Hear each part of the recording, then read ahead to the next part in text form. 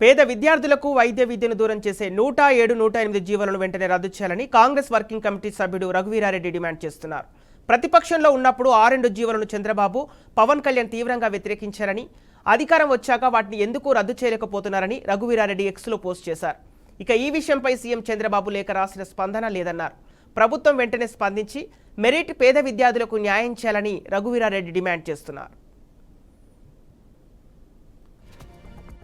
విద్యలో పేద విద్యార్థులకు నష్టం కలిగించేటువంటి రీతిలో 50% సీట్లు పేద పిల్లలకు రాకుండా గత ప్రభుత్వం 107, 108వ జీవోను తీసుకొని రావడం చాలా అన్యాయం. దాన్ని రద్దు చేయాలని అన్ని పార్టీలు డిమాండ్ చేసినాయి. ప్రస్తుతం అధికారంలో ఉన్నటువంటి తెలుగుదేశం, జనసేన, బీజేపీలు కూడా డిమాండ్ చేసినాయి. ఈ నూతన ప్రభుత్వం వచ్చిన తర్వాత 107, 108 జీవోలు రద్దు చేయాలని నేను ఉత్తరం కూడా రాసినాను ముఖ్యమంత్రి గారికి.